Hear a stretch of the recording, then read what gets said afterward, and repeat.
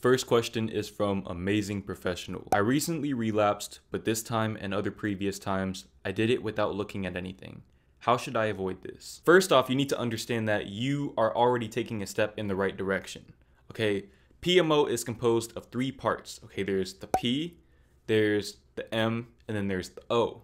If you've eliminated the P, you've already won the majority of the battle, because that is what's messing a lot of people's minds up. So if you learn to, do that without looking at P or without any type of artificial stimulation, you're taking a step in the right direction.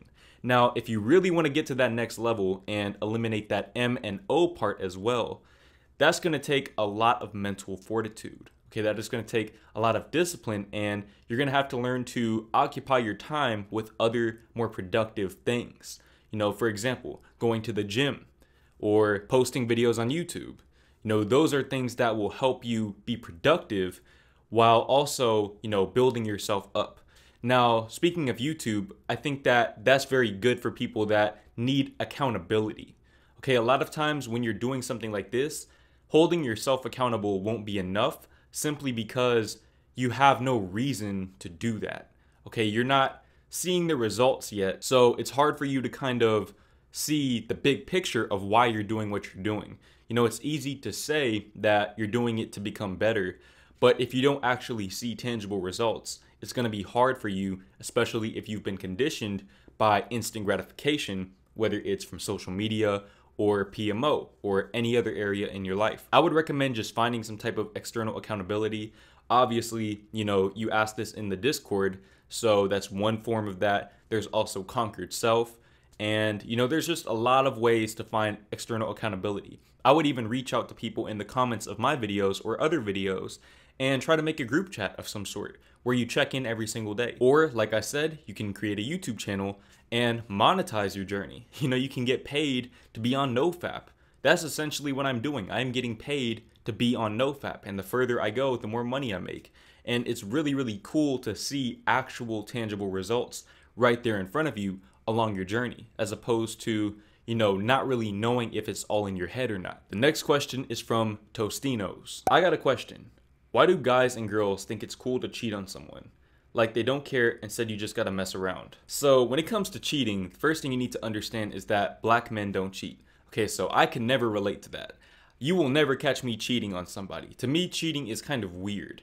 But at the same time, I understand why people cheat. Okay, and like I said, that doesn't mean that I would do it, but I think that people cheat because they get bored and they really like the chase. Okay, they will never be satisfied with what they have. These are the types of people that no matter how much money they have, no matter how many partners they have, they're lacking something from within that is making them go out and seek it in other people or external objects. Okay, they're missing something from within. And the only way to truly overcome this and fill that void is to do the spiritual work, do the inner work that you need to do. Another possibility is that you lack compassion for other people's feelings because other people lacked compassion for your feelings at a young age. And you've just been conditioned to believe that cheating is normal. And that's not normal, okay? Nothing about cheating is normal. So to anybody that, has problems with cheating, it starts from within, okay? It's not about your partner. No partner will ever stop you from cheating if that's who you are. You have to do that inner work and stop cheating on yourself by looking to other people to fulfill a void that only you can fill. The next question is from Mist to Cut. I hate having to be the one who starts all the convos and stuff. How do I get people who seem to mess with me start hitting me up so it ain't always me initiating? It makes me feel bad when I have to do it every time and gets me a little bit scared because I think I'm being annoying and makes me feel like I'm not valued. This is definitely a situational thing. It would be very easy for me to say that, if people aren't hitting you up, then they don't mess with you. But if they're really close friends, they shouldn't have to hit you up. Some things go without saying. For example, with some of my closest friends, we can go months without talking, literally months, where we don't exchange any type of text message, we don't check on each other, none of that. But when we see each other in real life, we pick up where we left off last time. Most of my best friends, I don't even talk to them on a daily or even weekly basis. I barely talk to them at all. The only friends that I really talk to on a regular basis are the people who I don't see a lot in real life, or that I haven't built that type of relationship with at this point, because we don't need to give each other that validation, and we know that we care about each other. It goes without saying. Now, if you're talking about like acquaintances or, new friends or romantic interests, that's different. Okay, if it's a romantic interest, then yeah, they should be meeting you in the middle. But it really depends on your friendship with those people, or, your relationships with those people. If you feel like, you're putting in a lot of effort and they're not putting in a lot of effort, and, the energy is off when you're with them in person, then yeah, that is cause for concern. And it's probably time to start, distancing yourself from those people. But at the same time, if you have years worth of foundational work with those people, and, you're really, really cool with them to where you don't have to talk to them frequently, then that really shouldn't be a problem. But like I said, if you feel like you are putting in a lot of effort and that's not being reciprocated back to you, then you are entitled to a new friend group. You're entitled to reciprocity. You deserve to have people in your life that are going to give that love back to you. The next question is from Roman.3. Guys, I need help. I went almost 2.5 weeks on NoFap, but I just couldn't fight off the urges. Any tips? One big misconception about NoFap and retention is people think that you're supposed to suppress the urges. People think that it's about getting rid of the urges. As long as you are a healthy man, you are going to have urges. Plain and simple. This journey isn't about getting rid of the urges. It's about transmuting the urges. It's about taking those urges and placing them elsewhere. Taking that raw energy and that discipline and confidence that you'll gain from, increased testosterone levels and overcoming that obstacle of, going against your biological desires. Taking all of that and placing it towards your purpose.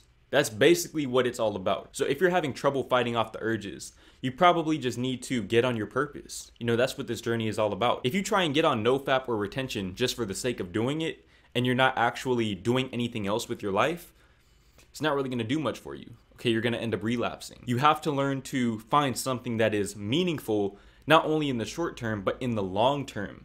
Okay, it's all about taking that instant gratification and replacing that craving for instant gratification with a desire for long-term gratification, a desire to build something from the ground up, something that will outlive you, something that will touch people's lives and change the world and allow you to leave your mark and build a legacy. The next question is from John Lee. About 1 month ago, I ghosted all of my friends. I left our Discord group server and none of my friends asked why I left, or maybe they didn't even notice it. The reason I left is because they have replacement for me from another guy. Ever since then, I never felt this alone in my life. I always thought we were all going to be friends for a long period of time, but I was wrong. We spent a lot of time together. I mean, a lot. I always thought they were like my real family than my own. Now I think I'm at the lowest point in my life, really. Oh, my relationship with my family? I only talk to my mom. I cut my relationship with my siblings and my dad. And in about 2 months, I'll be graduating from high school and I'm turning 18 next year on the 1st of March. I literally have no idea what I want to do in my life. I'm just clueless. Also, pardon my grammatical errors, English is not my main language. Okay, first of all, happy late birthday. I know I'm a little bit behind, but happy late birthday. Especially you're turning 18, you are officially a grown man at this point. Now, what I saw in that dilemma was a lot of contradictions, okay, if I'm gonna be completely honest with you. You're telling me that you're lonely and, you're craving that type of connection with people, and yet you're cutting people off. And, maybe they did something else beyond what you told me that rubbed you the wrong way. But if you want friends, why would you cut off the friends that you have? Unless they're really doing you dirty, if you feel like you're that close to them, why would you do that? But also understand that the reason why they probably didn't hit you up to see if you're okay or to see why you did what you did is because, for as much as it's a friend's job to make sure if you're okay, you have to take care of yourself. You don't know what these people have going on in their lives as well. So you can't just, leave and expect people to come chasing after you. That's not really fair to them, in my opinion. Now, as far as your family goes, I can't speak too much on that at all because you didn't really give much context as to why you cut your siblings and your dad off. You have a strong relationship with your mom, which is good. That means that you're not completely alone. But, you have to stop cutting people off. But if you did that, the chances are you probably need the alone time anyways. Take some time alone to reflect on yourself. Do some introspection. Ask yourself, why am I cutting off these people that I want to be close to? Why do I feel the need to receive attention and validation from these people? Okay, you have to dig deep and be honest with yourself about this. And in doing that, you'll be able to develop a newfound sense of confidence from within and attract people that belong in your life. You'll attract people that are in tune with you, maybe even a romantic partner, who knows? But you need to take some time to do some inner work.